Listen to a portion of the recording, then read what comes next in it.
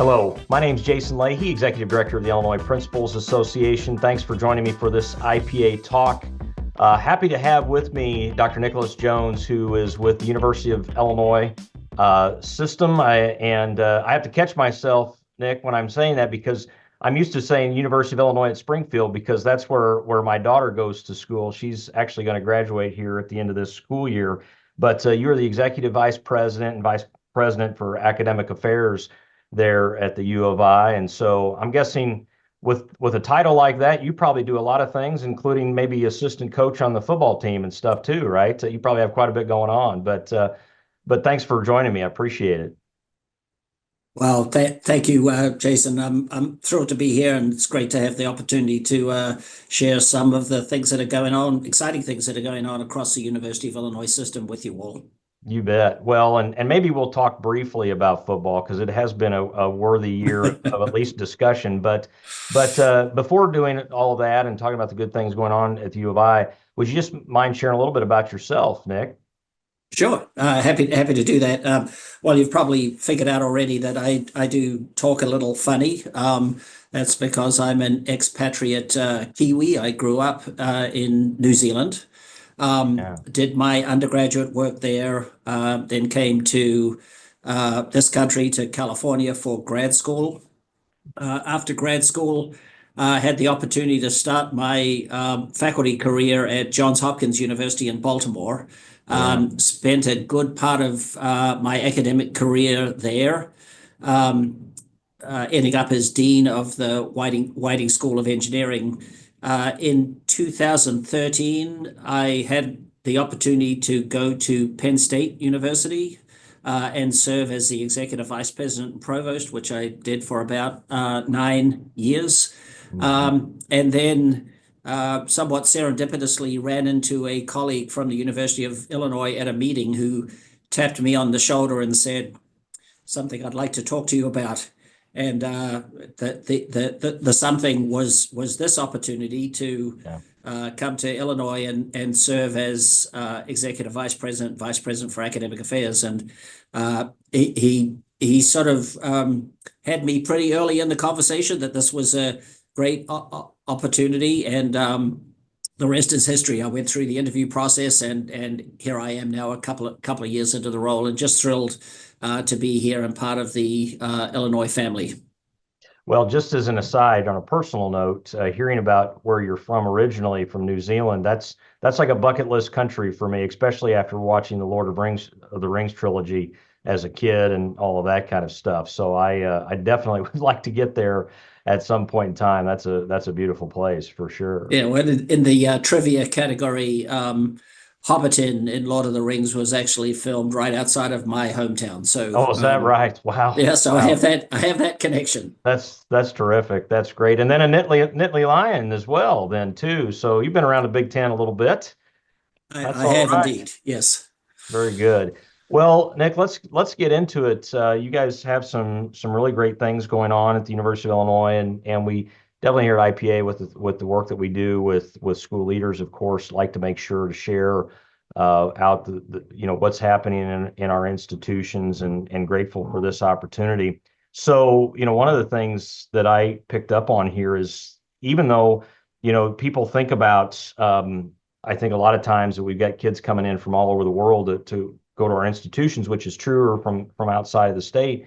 80% of the students that call University of Illinois, their higher ed home, wherever they're at, in the whatever system that they're in, whether it's Champaign or Springfield, where my daughter goes to school, or up at UIC, for example, 80% are Illinois students, which I feel is pretty fascinating.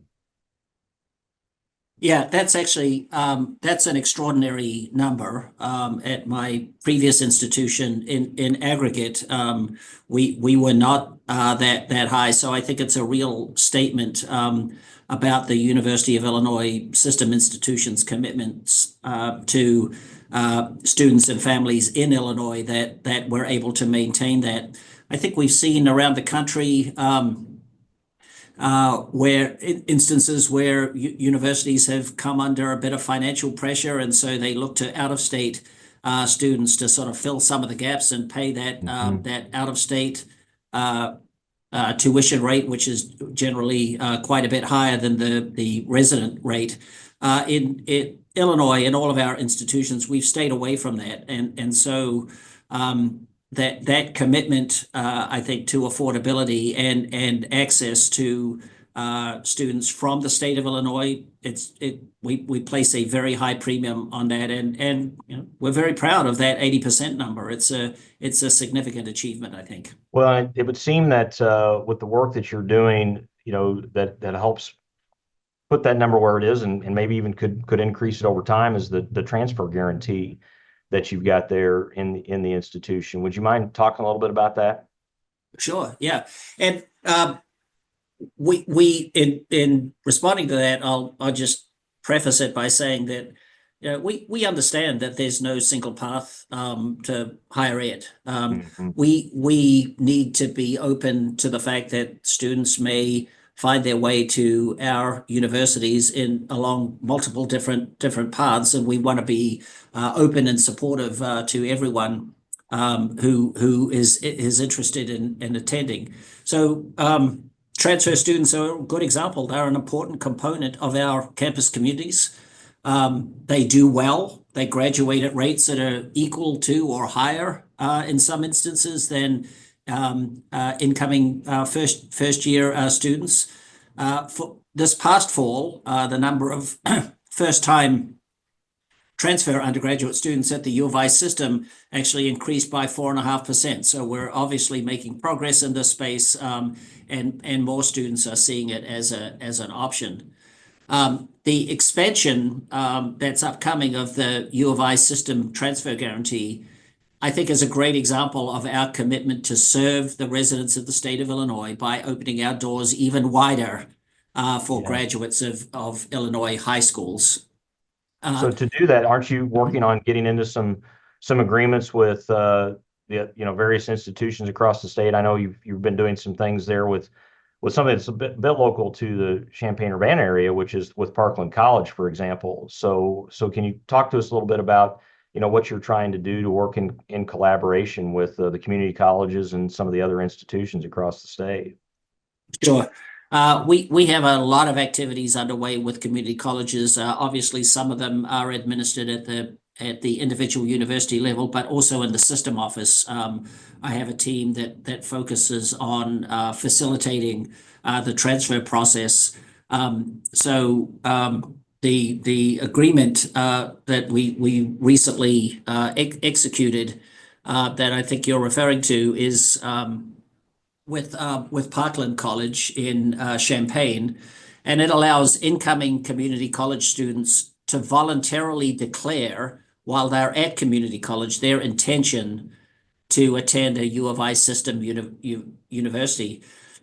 When they do that, it provides an opportunity for us to reach out and provide information to those students and support them as they are working toward their 2-year degrees. So we don't wait for them to apply before we start paying attention. We can actually lean in a little bit earlier, and hopefully making it easier for them to transfer to one of our universities. And we're pretty optimistic that this is going to be a successful partnership, and we're hoping that we'll be able to enter into similar agreements with other community colleges throughout the state as well. So obviously, knowing who the students are, who they could be, Nick, puts you at a great advantage being able to provide supports for these, prospective students moving forward. It's got to give the kids a sense of hope and optimism too, as they think about the future of their educational career and the thought of, being a part of the U of I system. Now, as I understand it, though, I think one important thing to note is that, this helps move along the process of being accepted to the University of Illinois, but there still could be requirements. You talked about engineering. I actually was an engineering major for a hot minute, Nick, and then like differential equations just was like not my friend. So no way I was going to get there. But I actually was accepted into the engineering program at U of I years and years ago. Interestingly enough, my path took me someplace else. But but still, that there's a bar there that has to be reached within the individual colleges, I would assume. that students would need to make sure that they take care of. Would that be correct? Yes, absolutely. And with the transfer guarantee and the expansion of the transfer guarantee, in state or out of state, if you graduated from an Illinois high school, um, we guarantee admission to all three of our universities.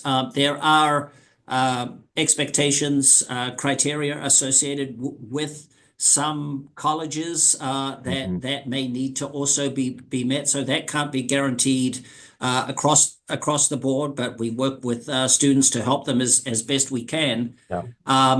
But basically, to qualify for the transfer guarantee, again, student just needs to have graduated from an Illinois high school, earned a minimum of 36 transferable semester hours at the time of the application, and attained a minimum grade point average of 3.0 in all the transferable coursework, and then they're in. It really is, I think, provides a seamlessness to the transfer process that we think a lot of students may well appreciate.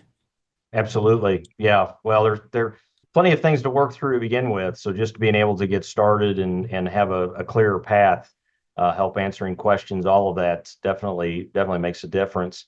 Uh, Nick, as you're well aware, something that's always on people's minds related to college, and with a couple kids now, working through that themselves, affordability is definitely on people's minds.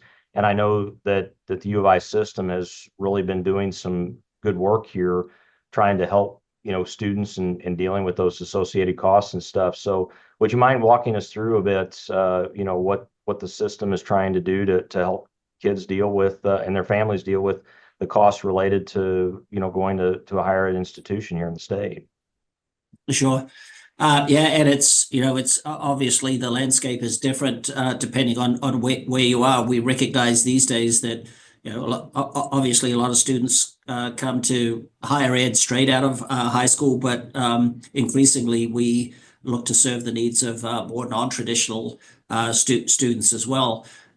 It really is critical that we do everything that we can do to make our universities a destination of choice and an accessible destination of choice for in-state residents, regardless of their past. So just a few things, Jason, that we're doing that I think are important. First, sort of out of the gate, the U of I system has frozen resident-based undergraduate tuition in 7 of the past 10 years. As a parent That's of a really student at the U of I system, thanks, Nick. I appreciate that. you are most welcome. Yes. Yeah. We've also increased financial aid by more than $100 million over the past decade. And we currently provide just shy of $300 million a year in financial support. And I think this is an important thing to emphasize. I think a lot of families, students may assume that they just have to pay the sort of what we call the sticker price, but there is a lot of aid available to support students who have financial need associated with their education. In fact, 2/3 of our system undergraduate students receive financial aid, and more than half of our undergraduate students pay tuition of less than $3,000 a semester. And so that financial aid is real, it's available, and we want to make sure that as many people as possible know that it is there and accessible to them. Sounds a little complicated. At all three of our universities, we've recently increased the number of programs we have to make it simple and easy. So, for example, at Urbana-Champaign, we've increased the family income threshold for Illinois commitment, which provides free tuition and fees for in-state students. We raised the threshold from $67,000 to $75,000. Yeah. So it's simple. Family income, $75,000 or less, no tuition and fees. At So just as Chicago, a process yep. question, Nick, and not to put you on the spot, I'm just curious if you know, and I know you've got team members that could help with this question if need be here, but Mhm. so if individuals are curious about that and meet that requirement, what kind of documentation just quickly would they produce? Would it be income tax information or through their FAFSA? How would people go about kind of nailing that down to know if Yeah, they well, qualify? yeah, the FAFSA would be produced ultimately as documentation to support Hmm. it. But if obviously if you apply and say that family income is less than $75,000, and then the FAFSA says that it isn't, Yeah, we have a problem. sure. But if the application indicates that and the FAFSA supports it, then you're automatically eligible. Great, great. I appreciate that follow-up Since on that. Yeah, similarly at Chicago, UIC, the Aspire program there has the same family income threshold of $75,000 for tuition free tuition and fees. And at the University of Illinois Springfield, where your daughter is, there's a new 4-year financial aid program called the Prairie Scholars, I believe it's Hmm. called, that fully covers the cost of tuition and fees for first year undergraduate students, the Prairie Promise. And it took effect with enrollments this fall using a combination of the state provided MAP awards, scholarships from UIS directly, and the AIM High grant program. That's great. Well, I'm grateful for all of this information, Nick, and I know that school leaders are as well as they're working, to help their students work through and navigate the opportunities that are available to them, with our primary institution here in the state of Illinois, at the University of Illinois. Just I got a one more business kind of related things, and I got a couple other questions just to kind of bring us full circle here, Nick, from where we started. But first off, where can people find more information here about what you've been discussing with us?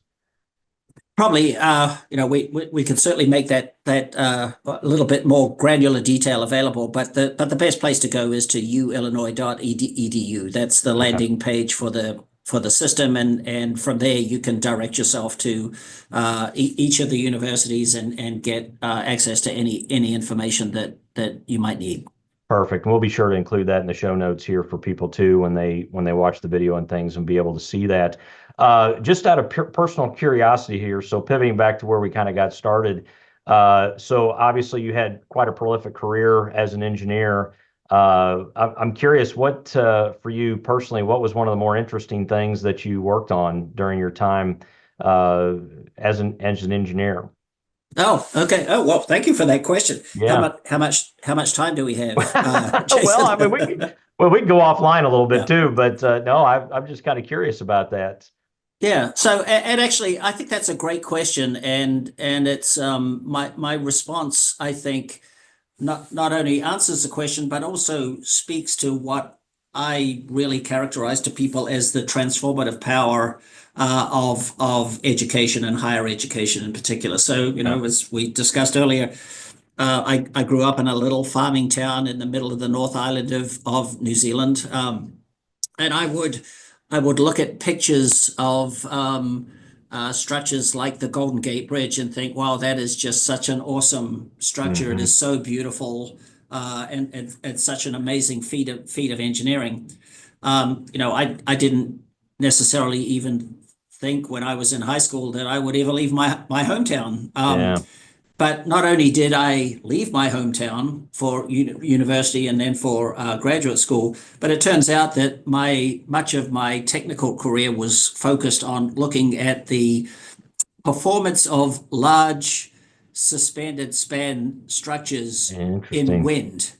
And I actually had an opportunity while I was a faculty member at Johns Hopkins to work on an aerodynamic retrofit of the Golden Gate Bridge to make sure that it remains stable under various wind conditions, and that we didn't that the structure wasn't in any danger Yeah. of collapse or damage from a future windstorm.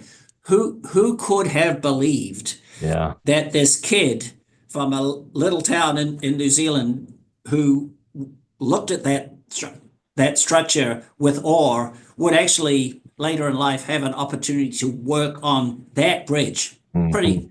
Pretty awesome opportunity. Well, we've definitely had an unfortunate number. It's not necessarily a high number, but enough where we understand the importance of paying attention to those kinds of issues, right? Where our infrastructure is concerned, bridges, and Yes.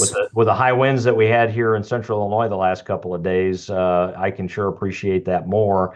And the last thing I have for you, and I'll just give it some context for this video that we're recording this on December 5th. So by the time we get this out, we'll probably know the answer to this. But just curious, you got any thoughts on which bowl game that Fighting Illini is going to be playing in here Oh, in a couple of weeks? I mean, I can I been a good year. I'm here in Citrus Bowl, but you never know. So Yeah, that's anyway, that's that's really that's what I've been hearing as well. Of course, this weekend is gonna many issues will be resolved and questions will be answered, and we'll probably have a little bit more clarity come Sunday or Monday of next week. But that's sort of what I think many of my colleagues here are thinking is a likely landing spot for yeah. us, and it's really exciting. I actually went to the Citrus Bowl some years ago when I was still working at Penn State. So it was a great event, and if Illinois scores that one, I'm sure all of the Illini fans will have a really great time. Oh yeah, yeah. Penn State's got a good football team. I've never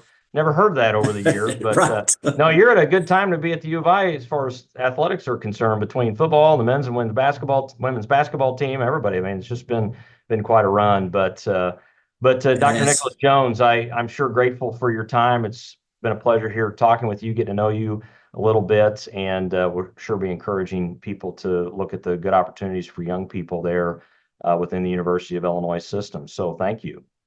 Yeah, well, thank you. I appreciate the opportunity, and I think my parting message would be to everyone who's listening, encourage, encourage, encourage your students to look at the University of Illinois. Don't let them assume that it might be out of reach, either financially or from an admission standpoint. Take a look, throw your hat in the ring, and give it a shot, and you might be surprised. And if you become a member of the Illinois family, you will be successful. No doubt. Dr. Nicholas Jones with the University of Illinois, thank you for your time. Again, my name is Jason Leahy, Executive Director here at IPA. If there's anything that the association can do for you, never hesitate to give us a call. You can check us out on the web also at any time at ilprinciples.org. Take care.